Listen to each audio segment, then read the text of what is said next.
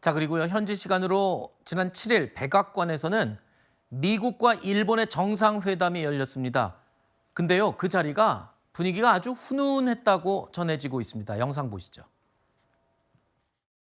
写真を見て私はおそらく大統領閣下があの時に自分はこうして神様から選ばれたんだ Japan is committed to double its defense spending by 2027 compared to my first term. 本日私から対米投資額1兆ドルという未だかつてない規模まで引き上げたいとそのために共に取り組みたいということをお伝えをいたしました。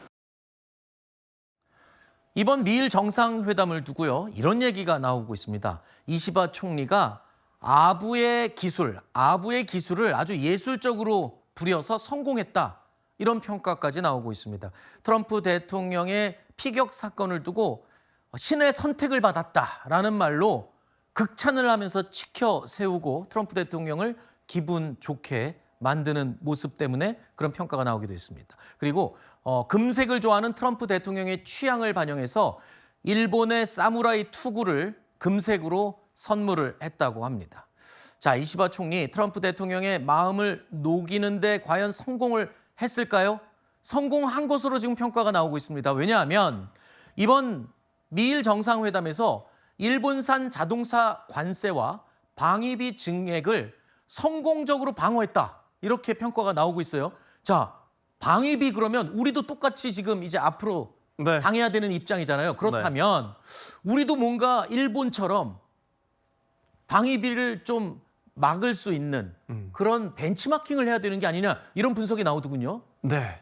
트럼프 2기의 현실적인 상황을 우리도 맞이했기 때문에 현실적으로 우리도 일본과 비슷한 전략으로 갈 수밖에 없지 않을까 싶습니다. 그러니까 내줄 건 내주고 트럼프의 관세를 비롯한 여러 공격을 어떻게 하면 피해를 최소화할 수 있을까라는 방식으로 접근을 해야 될 것 같습니다. 일본도 사실 그랬지 않습니까? 예상되는 여러 공격에 대해서 선제적으로 내줄 건 내주는 선물 보따리를 푸는 형식으로 미국의 환심을 샀고 이게 결국 통했다.